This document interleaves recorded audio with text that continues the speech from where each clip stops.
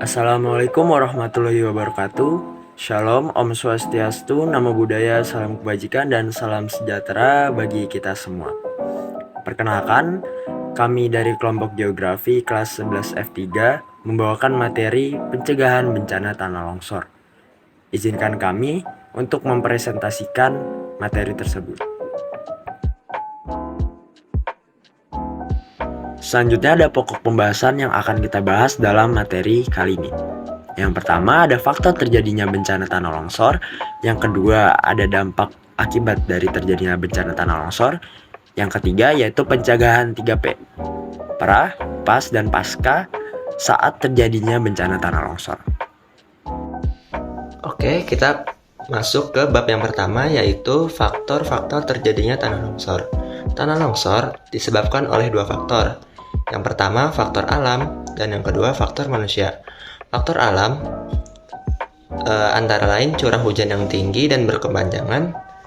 Yang kedua erosi tanah oleh air atau angin.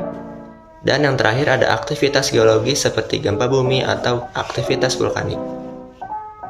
Yang kedua yaitu faktor manusia. Faktor manusia antara lain yaitu perubahan bentuk lahan seperti penggalian atau penanaman tanaman secara tidak tepat. Terus ada penggundulan hutan dan konstruksi bangunan di bagian lereng gunung. Selanjutnya yaitu dampak dari bencana tanah longsor ini. Tanah longsor dapat memiliki dampak yang merusak dan berbahaya, termasuk merusak atau menghancurkan bangunan infrastruktur. Selain itu, dapat merusak tanaman dan lahan pertanian, mengancam keselamatan jiwa manusia, dan menyebabkan kerusakan lingkungan seperti pencemaran air dan juga tanah. Yang pertama itu ada pra tanah longsor atau tindakan sebelum tanah longsor itu terjadi. Yang pertama itu ada membangun hunian jauh dari daerah yang rawan longsor. Tidak membangun bangunan atau hunian di sekitar lereng atau tebing, tepi gunung, dan sekitar aliran air atau daerah yang sudah terlihat rawan longsor. Yang kedua, mencari informasi daerah-daerah dan meminta data analisis tanah yang akan didirikan bangunan. Dan data itu dapat diperoleh di lembaga atau kantor penelitian tanah. Yang ketiga, itu membuat peta bencana. Yang perlu dilakukan pada saat terjadinya tanah longsor. Yang pertama, evakuasi. Jangan sepelekan peringatan dini yang disarankan oleh Badan Penanggulangan Bencana Daerah milik pemerintah. Kebanyakan orang masih sering mengabaikan peringatan darurat sampai akhirnya terlambat. Saat evakuasi, pastikan Anda membawa barang penting dan darurat seperti obat, air minum, makanan. Jangan lupa untuk memberi peringatan kepada orang sekitar Anda dan juga membawa hewan peliharaan Anda. 2. Menyingkir. Jika Anda berada di area luar ruangan tanpa ada tempat berlindung, maka segeralah menyingkir ke tempat yang lebih aman. Namun, tetap waspada dan berhati-hati ketika melangkah. Perhatikan juga aliran longsoran.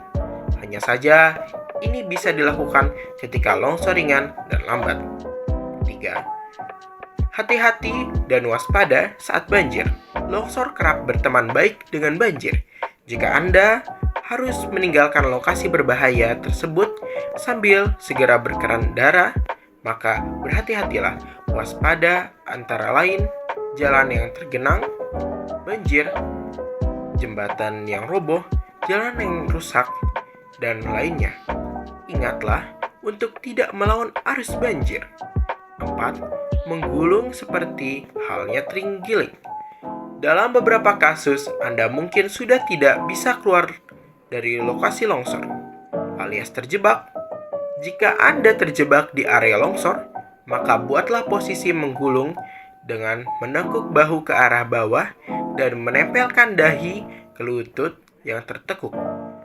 Posisi ini bertujuan untuk melindungi kepala Anda. Selanjutnya ada pasca tanah longsor. Pasca tanah longsor ini dibagi menjadi 3. Yang pertama, kondisi darurat. Yang kedua, proses rehabilitasi. Yang ketiga, proses rekonstruksi. kondisi darurat. Pada tahapan ini di mana kita harus bisa melakukan tindakan penyelamatan secara cepat dan efektif agar bisa mencegah korban jiwa semakin banyak. Proses rehabilitasi. Upaya ini pemulihan dilakukan dengan melakukan pembersihan sisa bangunan yang hancur dan material longsoran. Proses rekonstruksi. Proses rekonstruksi ini merupakan tahapan terakhir setelah terjadinya bencana tanah longsor, yang meliputi melakukan penguatan terhadap semua sarana dan infrastruktur pada wilayah bencana tanah longsor dan daerah lainnya yang berpotensi tanah longsor. Selanjutnya, ada beberapa tindakan yang perlu dilakukan setelah terjadinya bencana tanah longsor. Yang A. Kondisi darurat.